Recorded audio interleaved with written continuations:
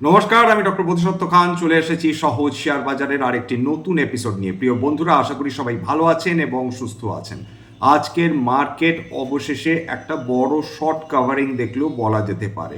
সেন্সেক্স তার আজকের দিনে নিম্ন স্তর থেকে প্রায় 1000 পয়েন্টের বেশি উত্থান দেখলো। নিফটি সেখানেও প্রায় কিন্তু আমরা দিনের নিম্ন স্তর থেকে প্রায় 300 পয়েন্ট র্যালি দেখলাম। শেষ পর্যন্ত নিফটি প্রায় 211 পয়েন্ট উত্থান নিয়ে বন্ধ হয়েছে, অর্থাৎ 25,682.75 পয়েন্টে, এবং সেন্সেক্সও মোটামুটি 83,000-এর উপর উত্থান নিয়েই কিন্তু বন্ধ আজকের হয়েছে। তার মানে বিভিন্ন সেক্টরে কিন্তু আজকের একটা পজিটিভ মোমেন্টটা আমরা অবশ্য মোরালেস বলা যেতে পারে দ্বিতীয় ভাগ থেকে আমরা দেখা শুরু করেছি। যত বাজার এগিয়েছে তত বা যত দিন এগিয়েছে তত কিন্তু শেয়ার বাজারে বিভিন্ন সেক্টর তারা শক্তি সঞ্চয় করেছে এবং তার অন্তর্গত যে বিভিন্ন কোম্পানিজগুলো রয়েছে সেই সমস্ত কোম্পানিজগুলোতে আজকে আমরা র্যালি দেখেছি। তবে এটাও বলতে বাধা নেই যে বিভিন্ন কোম্পানির শেয়ার কিন্তু এখনো ক্রমাগত 52 সপ্তাহে নিম্ন স্তর দেখে চলেছে, এবং এর মধ্যে যেটা বিশেষভাবে উল্লেখযোগ্য সেই স্টকসগুলো আগে বলে নি। 52 সপ্তাহে আজকে নিম্ন স্তর ছুঁয়েছে ব্রেন বিজ সলিউশন, আজকের 11% বেশি পতন। রেজাল্টস ভালো হয়নি, বিনিয়োগকারীদের পছন্দ হয়নি, তারা কিন্তু নাগারে শেয়ার বিক্রি করে বেরিয়ে গেছেন। ওলা ইলেকট্রিক, সেই যে লিস্টিং হয়েছিল, এত হুপলা ছিল এই কোম্পানিটাকে নিয়ে, কোয়ার্টার আফটার কোয়ার্টার তারা যেভাবে দুর্বলতা দেখিয়ে চলেছে, যেভাবে ক্রমাগত লস করে চলেছে, ফলে ওলা ইলেকট্রিকের প্রতি দীর্ঘমেয়াদী বিনিয়োগকারীদের এমনকি শর্ট টার্ম বিনিয়োগকারীদের কিন্তু স্বপ্নভঙ্গ হয়েছে। আজকেরও 6.67% পতন নিয়ে ট্রেড করছিল, স্বাভাবিকভাবে 52 সপ্তাহের নিম্ন স্তর। সিহি ইনফোসিস্টেম, সেখানে 6.6% পতন। Inox Wind, Vedant Fashion, Newgen Software, Cohance Life, Route Mobiles, First Source Solution, Sonata Software, Bata India, এরা সবাই 52 সপ্তাহের নিম্ন স্তর ছুঁয়েছে। এখানে একটা জিনিস কিন্তু খেয়াল করার মতন যে আজকের দিনেও যে স্টকসগুলো কথা মেনশন করলাম এখানে, তার মধ্যে একটা বড় অংশ কিন্তু আইটি সেক্টরের স্টক ছিল বলা যেতে পারে। তবে আইটি সেক্টর আজকের দিনের নিম্ন স্তর থেকে র্যালি করেছে, কামব্যাক করেছে, শর্ট কাভারিং করেছে, শেষ পর্যন্ত পজিটিভে বন্ধ হয়েছে নিফটি আইটি। খুব সামান্য উত্থান আইটিতে, কিন্তু নানদালেস এটা একটা পজিটিভ ইন্ডিকেশন যে এই যে শর্ট কাভারিং এর মাধ্যমে এখন আইটি সেক্টরের বিভিন্ন কোম্পানিজগুলো সম্ভবত তারা প্রত্যাশা করবে যে আমেরিকাতে যে আইটি কোম্পানিজগুলো রয়েছে সেখানে একটা টার্ন অ্যারাউন্ড আসুক। আজকের দিনে সম্ভবত আমেরিকান মার্কেট বন্ধ থাকছে। এশীয় মার্কেটগুলোর মধ্যে বড় বড় মার্কেটগুলো আজকে বন্ধ, তাদের লুনার হলিডেজ। সুতরাং আজকের এশীয় মার্কেট বিশেষ কিছু ক্লু দিতে পারেনি আমাদের ভারতীয় শেয়ার বাজারকে, বা আমেরিকান মার্কেট তারা আমাদের আইটি সেক্টরকে আজকে বিশেষ কোনো ক্লু দিতে পারবে এমন তো সম্ভাবনাও কম। এইবার চলে আসি হচ্ছে আজকের দিনে কমোডিটির ক্ষেত্রে। আজকের যদিও কমোডিটি হালকা চাপে ছিল, নেগেটিভ টেরিটরিতে ছিল। সোনা প্রায় 403 টাকা প্রতি 10 গ্রাম 24 ক্যারাট নিচে নেমে ট্রেড করছিল। এমসিএক্স ডেটা 2 এপ্রিলের এক্সপায়ারি, সোনার কথা বলছি 24। এবার রূপো আজকের দুর্বলতা দেখাচ্ছিল, প্রায় 2.5% নিচে নেমে ট্রেড করছিল। 4,186 টাকা পতন, 2,40,174 টাকা প্রতি কিলো ট্রেড করছিল 5ই মার্চ 2026-এর এক্সপায়ারি সিলভার। সুতরাং কপারের ক্ষেত্রেও পতন এসেছে, ক্রুড অয়েলের ক্ষেত্রেও পতন এসেছে, প্রাকৃতিক গ্যাসের ক্ষেত্রে পতন এসেছে। কিন্তু তার সত্ত্বেও আজকে আমরা মেটাল সেক্টরে বিভিন্ন সেক্টরগুলো মানে বিভিন্ন যে কোম্পানিজগুলো রয়েছে সেটা কিন্তু আজকের যে কমোডিটি প্রাইসেস রয়েছে তার মোতাবেক কিন্তু সেটা অর্থাৎ পতন দেখেনি। তার কারণটাই হচ্ছে যে এর আগের দিন আলোচনা করেছিলাম যে শুক্রবার মার্কেট বন্ধ, অর্থাৎ শেয়ার মার্কেট বন্ধ হওয়ার পরে অনেক ঘন্টা কিন্তু মার্কেট খোলা থাকে, বিশেষ করে কমোডিটি মার্কেটস। আজকের দিনের ক্ষেত্রেও সেটা ব্যতিক্রম হবে না।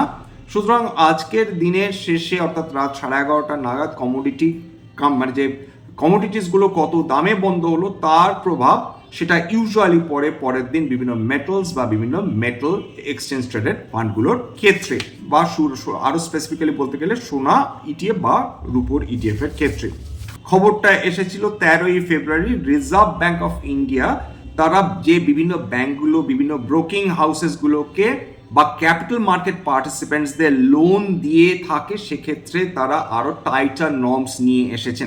এখন বলেছেন যে ব্যাংক গ্যারেন্টি, অর্থাৎ যে ব্রোকার্সরা যে ব্যাংক গ্যারেন্টি দিয়ে থাকে, ধরুন ন্যাশনাল স্টক এক্সচেঞ্জ বা বোম্বে স্টক এক্সচেঞ্জ যাদেরই হোক না কেন, সেক্ষেত্রে এখন তাদের হায়ার কোল্যাটারাল রিকোয়ারমেন্টস লাগবে, যে তুমি ভাই ব্যাংকের কাছ থেকে টাকা নিয়ে তুমি প্রোপ্রাইটারি ট্রেডিংয়ে তুমি ধার নিয়ে প্রোপ্রাইটারি ট্রেডিংয়ে তুমি কাজে লাগাতে পারবে না। এর ফলে সবচেয়ে বেশি ক্ষতিগ্রস্ত হওয়ার সম্ভাবনা রয়েছে হচ্ছে বিভিন্ন এই ধরনের ব্রোকিং কোম্পানিজ। আজকে যদি খেয়াল করে দেখেন বিএসসি লিমিটেড সেটা প্রায় 7.3 নিচে নেমে ট্রেড 7.3% নিচে নেমে ট্রেড করছিল। এঞ্জেল ওয়ান সেটা প্রায় 4.65% নিচে নেমে ট্রেড করছিল। সার্বিকভাবে যদি ক্যাপিটাল মার্কেট দেখেন সেখানে প্রায় 1.36% পতন নিয়ে কিন্তু ট্রেড করছিল। আজকের হিন্দুস্তান ইউনিলিভার তাদের যে ডিমার্জড কোম্পানি কোয়ালিটি ওয়ালস, অর্থাৎ যারা আইসক্রিম প্রভৃতি কনজিউমার ফুডস বিক্রি করে থাকে, তাদের লিস্টিং হলো। এটা ডিমার্জড এন্টিটি, এইটা এখন কোয়ালিটি ওয়ালস ইন্ডিয়া তারা একটা স্বতন্ত্র কোম্পানি হিসেবে অপারেট করবে। কিন্তু আজকের বিনিয়োগকারীদের খুব একটা সদার্থক মনোভাব ছিল না এই কোম্পানিটার প্রতি। আজকের লিস্টিংয়ের পর 27.36% পতন দেখে ফেলেছে কোয়ালিটি ওয়ালস। এবার আজকে বিভিন্ন সেক্টরস যদি খেয়াল করে দেখেন, তার মধ্যে অটোমোটিভ আজকে নেগেটিভে ট্রেড করছিল 0.81% নিচে নেমে। ব্যাংকিং অ্যান্ড ফিনান্সিয়াল আজকে পজিটিভে টেরানেই ট্রেড করছিল প্রায় 1% উত্থান নিয়ে। এছাড়া কনজিউমার ডিউরেবলস আজকে 1% পতন নিয়ে ট্রেড করছিল। ইঞ্জিনিয়ারিং ক্যাপিটাল গুডস ভালো পারফরমেন্স দেখিয়েছে 1.17% উত্থান নিয়ে। এছাড়া আইটি, সার্বিকভাবে যদি আইটিকে দেখেন যে আইটিতে প্রায় 0.79% উত্থান নিয়ে ট্রেড করছে। নিফটি ব্যাংক যদি খেয়াল করে দেখেন আজকে খুব ভালো পারফরমেন্স করেছে, ফিরে এসেছে 1.27% উত্থান। এর মধ্যে U small finance bank 1.5%, Axis bank প্রায় 2%, ব্যাংক অফ বরোদা প্রায় 2.25%, কানাড়া ব্যাংক প্রায় 2.5%, এইচডিএফসি ব্যাংক সিগনিফিকেন্টলি টেনেছে নিফটি ব্যাংকে বা সার্বিকভাবে নিফটিকে, সেটা 2.42% উত্থান। এছাড়া স্টেট ব্যাংক অফ ইন্ডিয়া 0.79% উত্থান, ইউনিয়ন ব্যাংক 2.36% উত্থান নিয়ে ট্রেড করছিল। টাকা আজকেরও কিছুটা দুর্বল হয়েছে ডলারের তুলনায়, সেখানে লাস্ট ডলার ট্রেড করছিল প্রতি ডলার 90.66 করে, এবং 12 পয়সা বিগত দিনের তুলনায় প্রায় 12 পয়সা নিচে নেমে ট্রেড করছিল। নিফটি রিয়েলটি আজকের ভালো উত্থান দেখেছে 1.59%। যত নিফটি আইটিতে উন্নতি এসেছে সারাদিন ধরে, নিফটি রিয়েলটিও কিন্তু একটা স্ট্রেংথ দেখিয়েছে বলা যেতে পারে। তবুও আমাদের একটা জিনিস মাথায় রাখতে হবে, আজকে তো শর্ট কাভারিং হলো, কিন্তু এইটা একটা লং টার্ম ইন্ডিকেশন কিনা সেটা তো আমরা কেউ জানি না, সেটা তো ভবিষ্যতে বলবে। কিন্তু আপাতত সাবধানের মার নেই কোনো কিছুর ক্ষেত্রে, কেন এখনো এমন কোনো ইন্ডিকেশন নেই, স্পার নেই, স্টিমুলাই নেই যার ফলে মার্কেট নতুন করে উত্থান দেখতে পারে। আবার কোনো সেই অর্থে খারাপ খবরও নেই যেটা মার্কেটকে একদম শটার নিচে নামিয়ে দিতে পারে। খারাপ খবর এলেই যেরকম আইটি সেক্টরে দারুণ পতন দেখেছিলাম, আপাতত তো সেরকম কোনো খবর চোখে পড়ছে না।